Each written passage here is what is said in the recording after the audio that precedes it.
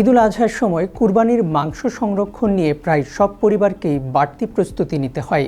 বিশেষ করে দীর্ঘ ছুটি, অতিথি আপ্যায়ন ও একসঙ্গে বেশি পরিমাণ মাংস সংরক্ষণের কারণে অনেক সময় ফ্রিজ ব্যবস্থাপনায় অনিয়ম দেখা দেয়।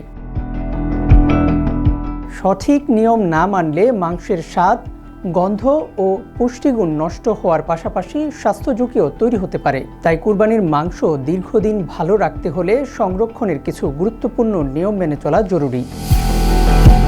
কুরবানির আগে ফ্রিজ পরিষ্কার করে নেওয়া ভালো। দীর্ঘদিন জমে থাকা পুরনো বা অপ্রয়োজনীয় খাবার সরিয়ে ফেললে নতুন মাংস সংরক্ষণের জন্য পর্যাপ্ত জায়গা তৈরি হয়। একই সঙ্গে ফ্রিজের তাপমাত্রাও ঠিকভাবে বজায় থাকে। বিশেষজ্ঞদের মতে অতিরিক্ত ভরে ফেললে ফ্রিজের ঠান্ডা বাতাস ঠিকভাবে চলাচল করতে পারে না, ফলে খাবার দ্রুত নষ্ট হওয়ার ঝুঁকি বাড়ে। কুরবানির মাংস ফ্রিজে রাখার আগে ভালোভাবে রক্ত ঝরিয়ে নিতে হবে। মাংস ধোয়ার পর অতিরিক্ত পানি থাকলে তা শুকিয়ে নেওয়া জরুরি।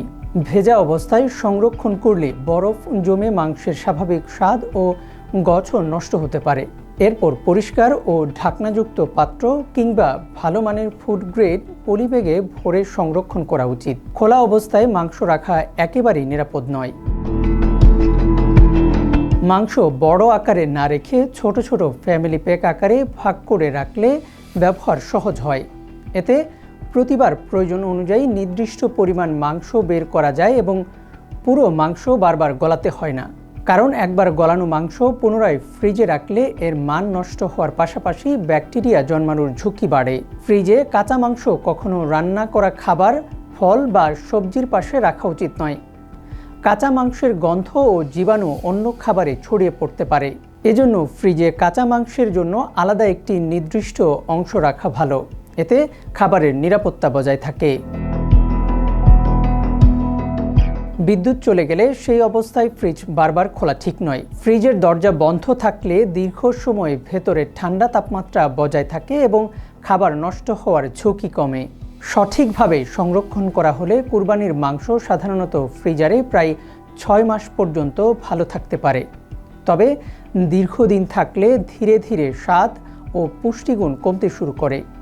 তাই প্রয়োজন অনুযায়ী নির্দিষ্ট সময়ের মধ্যে মাংস ব্যবহার করাটাই সবচেয়ে ভালো।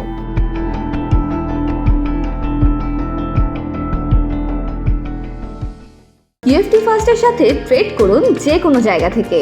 ক্যাম্পাসে ক্লাসের ফাঁকে, ঢাকার জ্যামে বসে কিংবা ঘরে বসে ট্রেডিং এখন হাতের মুঠোয়। তাই ট্রেড করুন যখন খুশি, যেখানে খুশি।